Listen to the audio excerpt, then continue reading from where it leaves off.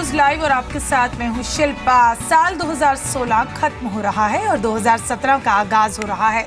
New Zealand में पूरी दुनिया में सबसे पहले नए साल का आगाज हो गया। ऑकलैंड का स्काई टावर नए साल के स्वागत में आतिशबाजी से रोशन हो गया। लेकिन भारत में पूरे देशवासियों की निगाहें पीएम मोदी के संबोधन पर लगी हुई हैं।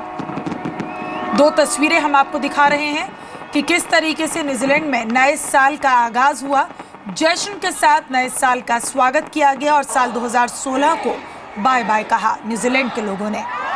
दूसरी तस्वीर है प्रधानमंत्री मोदी। आपको बता दें कि आज शाम 7:30 बजे नोटबंदी के 50 दिन पूरे होने के बाद आज राष्ट्र के नाम संबोधन देंगे। सबकी निगाहें टिकी हुई हैं कि आज क्या अहम ऐलान कर सकते हैं। क्या देशवासियों को प्रधानमंत्री मोदी न्यू ईयर का कोई तोहफा देंगे।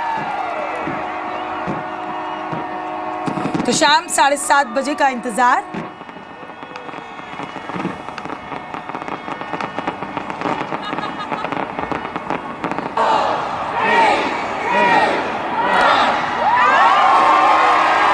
न्यूजीलैंड में नए साल का आगाज हो चुका है। ऑकलैंड के स्काई टावर पर लोग जुटे हैं और आतिशबाजी कर नए साल का स्वागत कर रहे हैं। आपको बता दें कि सबसे पहले न्यूजीलैंड में नया साल मनाया जाता है।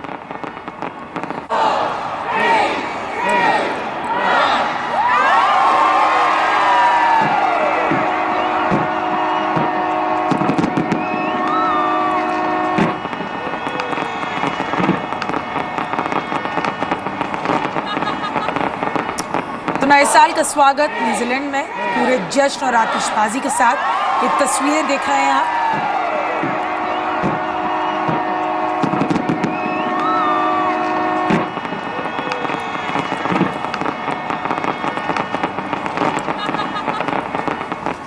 नोटबंदी को लेकर तय की गई समय सीमा पूरी होने के बाद अब सारे देश की निगाहें प्रधानमंत्री मोदी के देश के नाम संबोधन पर लगी हुई हैं। पीएम थोड़ी देर में देश को संबोधित करेंगे। देश की जनता को प्रधानमंत्री से राहत की ढेरों उम्मीदें हैं। भ्रष्टाचार और काले धन रूपी दिमक से मुक्त कराने के लिए एक और सख्त कदम उठाना जरूरी हो गया। 8 नवंबर के पीएम नरेंद्र मोदी के देश के नाम संबोधन के बाद अब उनके दूसरे संबोधन का इंतजार है। पहले संबोधन में पीएम मोदी ने देश में नोटबंदी का ऐलान किया था। 8 नवंबर 2016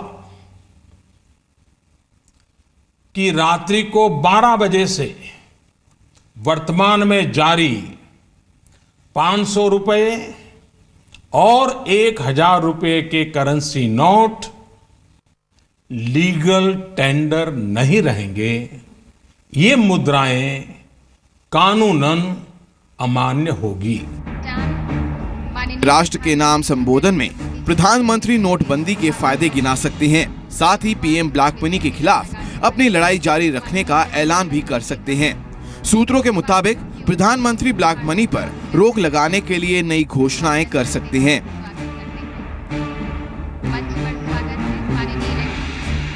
बेनामी संपत्ति के खिलाफ जंग छेड़ते हुए प्रधानमंत्री बेनामी संपत्ति डिक्लेयर करने का मौका भी दे सकते हैं। साथ ही एग्रीकल्चर जमीन के नाम पर टैक्स छूट पाने वालों के खिलाफ भी मोर्चा खोलने का ऐलान हो सकता है। प्रधानमंत्री बैंकों से नकद निकासी सीमा बढ़ाने की घोषणा भी कर सकते हैं। कैशलेस को बढ़ावा देने के लिए कई घोषणाएं हो सकती हैं। कैशलेस के लिए डेबिट कार्ड पर चार्जेस माफी 31 मार्च तक बढ़ाई जा सकती है। किसानों और कृषि के लिए राहत का ऐलान होने के साथ ही एग्रीकल्चर लोन पर इंट्रा सबवेंशन स्कीम पर छूट का भी ऐलान हो सकता है। छोटे मझोले उद्योगों के लिए बड़ी घोषणाएं हो सकती हैं।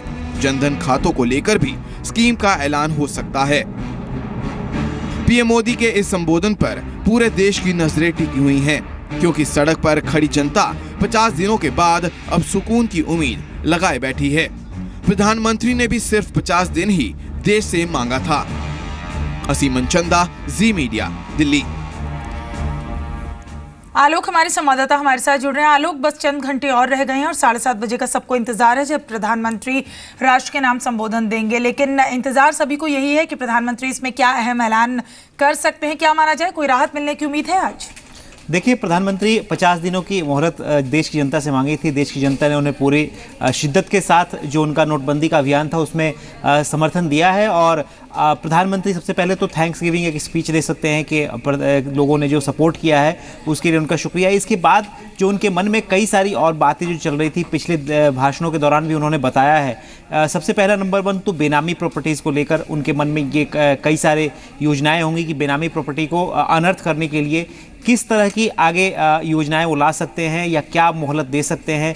एग्रीकल्चरल लैंड के लिए बात बार बार आ रही है कि जो लोग एग्रीकल्चरल लैंड को लेकर जो टैक्स छूट लेते हैं, हो सकता है कि प्रधानमंत्री ये कह सकें कि तमाम देश के जो लोग जिनके पास लैंड बैंक बना के रखा है एग्रीकल्चरल लैंड का, और वो उस नाम पर टैक्स छूट लेते हैं, वो लोग अपने डिक्लेयर करें। हालांकि जो लैंड है वो स्टेट सब्जेक्ट है, लेकिन फिर भी केंद्र चाहे तो सबको, चूंकि इनकम टैक्स में छूट लेते हैं लोग, तो इस नज़रिए से प्रधानमंत्री हो सकता है ये कहें कि सभी लोग डिक्लेयर करें कि वो कितने उनके पास ज़मीन है और कितने पर खेती करते हैं और कितनी ज़मीन ऐसे ही पड़ी हुई है जो आगे आने वाले दिनों में उसको एग्रीकल्चर से कमर्शियल बनाने की कोशिश लोग कर सकते हैं। ज़्यादातर देश में ऐसा ही होता है, जितने भी बिल्डर्स या बड़े इंडस्ट्रीज़ हैं वो लोग इस तरह का लैंड लेके रखते हैं और बाद में स्टेट गवर्नमेंट से बातचीत करके या पुश करके वो उसको रेजिडेंशियल या कमर्शियल बनाने की कोशिश करते हैं। तो ये एक बहुत बड़ा कह सकते हैं कि एक धांधली और गोरख धंधा चल रहा है पूरे देश में। इसको लेकर प्रधानमंत्री की कहीं ना कहीं नज़रें होंगी। इसके अलावा उज्ज्वला योजना जो एक काफ़ी सफल स्कीम रही है प्रधानमंत्री की, और देश की जो करोड़ों जो महिलाएं थीं उनको उनके नाम पर जो गैस सिलेंडर मिला, वो अपने आप में बड़ा कदम रहा सरकार का। तो हो सकता है कि उसको एक्सटेंड करने का या और बड़े पैमाने पर उसको लागू करने की बात भी प्रधानमंत्री कह सकते हैं।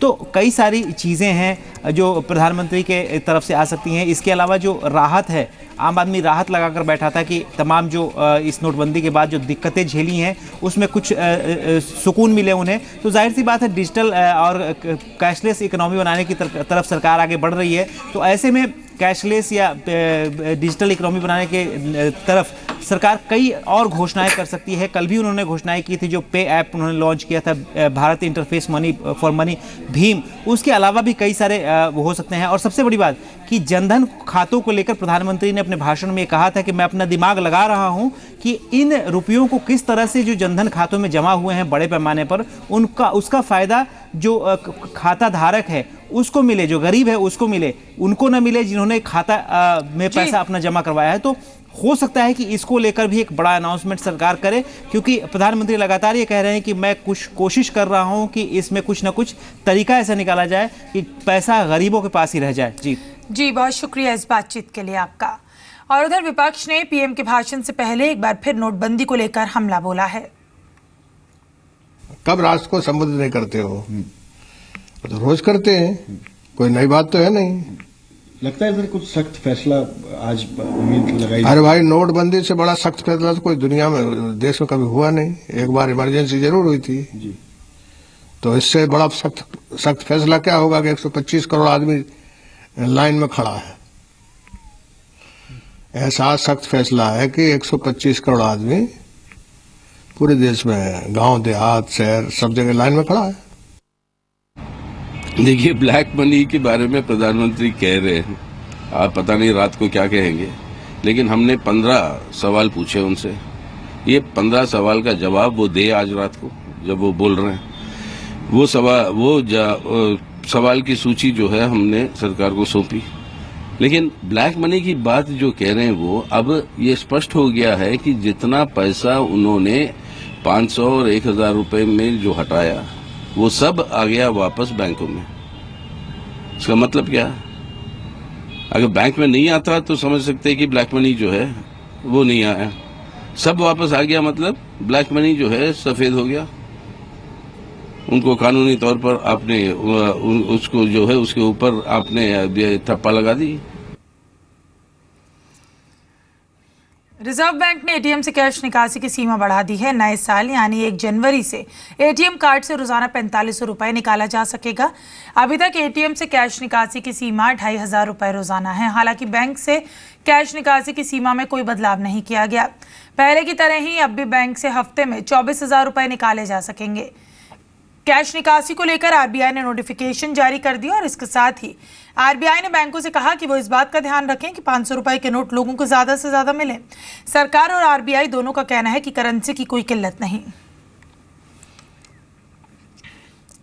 प्रधानमंत्री मोदी ने Aadhaar based mobile payment app भीम लॉन्च किया। भीम यानी Bharat interface for money UPI और यूएसएसडी का रीब्रांडेड वर्जन है।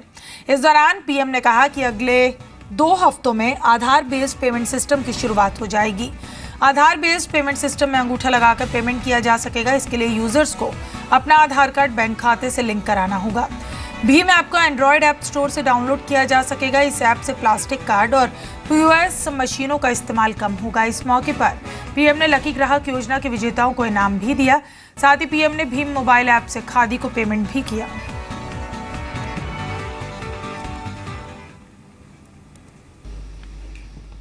और आने वाले 2 सप्ताह के भीतर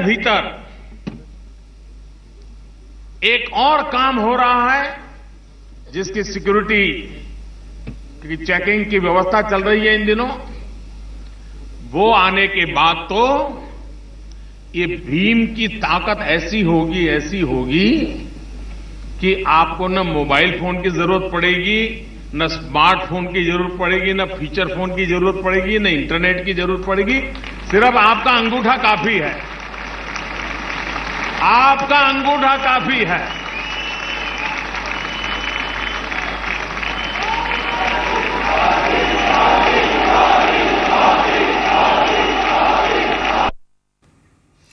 पीएम मोदी ने नाम लिए बिना कांग्रेस नेता चिदम्बरम पर भी निशाना साधा। नोटबंदी पर चिदम्बरम ने कहा था कि खोदा पहाड़ निकली चूहिया। इसी का जवाब देते हुए प्रधानमंत्री ने कहा कि सरकार को चूहिया ही पकड़नी थी जो चोरी छिपे किसानों की मेहनत खा जाती थी। एक नेता ने बयान दिया, उन्होंने कहा खोदा डूंगर और निकाली चूहिया। भाई मुझे चूहिया ही निकालनी थी, वही तो सब खा जाती है चोरी छुपी से।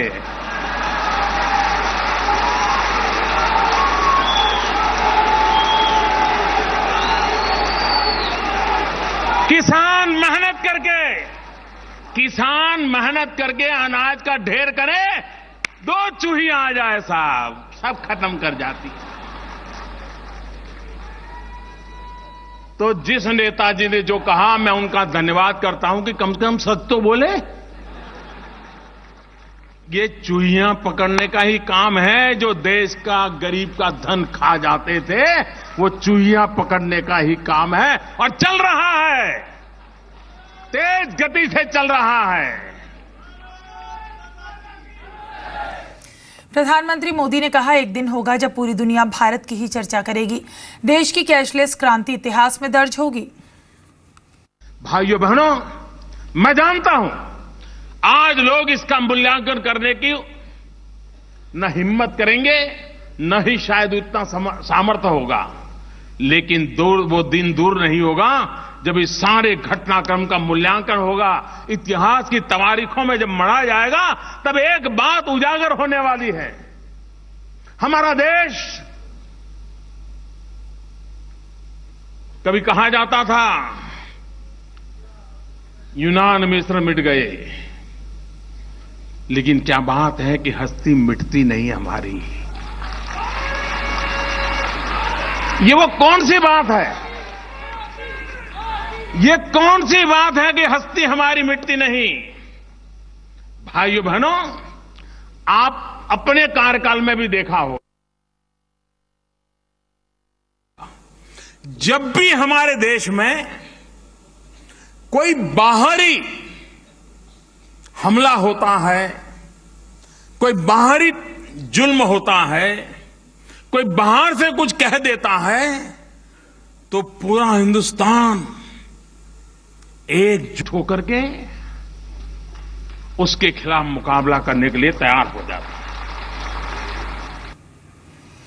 मारुति और हुंडई की कार नए साल से महंगी होने जा रही है। मारुति 2% तक गाड़ियों के दाम बढ़ाने जा रही है, यानी मारुति कार के दाम नए साल में 2500 रुपए से 1 लाख रुपए तक बढ़ने वाले हैं। कंपनी 6 महीने में दूसरी बार कीमत बढ़ा रही है। उधर हुंडई की कार खरीदने के लिए आपको 4,000 रुपए से 1 लाख रुपए तक ज्यादा कीमत चुकानी होगी। हुंडई की प्रीमियम एसयूवी सेंटा फी के दाम सबसे ज्यादा 1 लाख रुपए बढ़ाने जा रहे हैं। कार कंपनीज ने स्टॉक खत्म करने के लिए दिसंबर में बड़े डिस्काउंट दिए थे। कच्चे माल की कीमत बढ़ने, लंबे अरसे से चल रहे डिस्काउंट ऑफर्स, कमजोर होते रुपया और इंपोर्टेड पार्ट्स अब ज्यादा महंगे हो गए। Toyota, Honda, Renault, Mahindra and Mahindra and Tata Motors पहले से कार कीमतों में बढ़ोतरी का ऐलान कर चुके हैं। ये कंपनियां जनवरी से करीब 3% तक कार की कीमतें बढ़ाने जा रही हैं। कुछ और कंपनियां भी कीमत बढ़ाने की सोच रही हैं।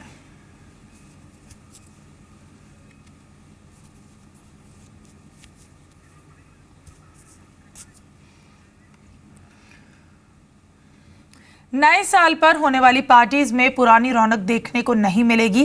दिल्ली में ना तो बड़े एक्टर परफॉर्म करेंगे, ना ही बड़े डीजे होंगे और ना ही म्यूजिक बैंड्स का परफॉर्मेंस भी देखने को मिलेगा। पिछले साल के मुकाबले इस साल पैकेज भी काफ़ी छोटे ऑफर किए जा रहे हैं। आमतौर पर सेलिब्रिटीज परफॉर्म करने के लिए बड़ी फीस लेते हैं, जिसे रेस्तरां मालिक कस्टमर को पास ऑन कर देते थे। लेकिन इस बार रेस्तरां मालिक सेलिब्रिटी की बड़ी फीस देने की जगह एंट्री फी कम कर ग्राहकों को लाने की कोशिश कर रहे हैं। इस बार नए साल पर होने वाली बुकिंग में 10 से 15% की गिरावट है। ट्रैफिक की समस्या, जल्दी बार बंद होने जैसे कारण भी बिजनेस कम होने के कारण हैं।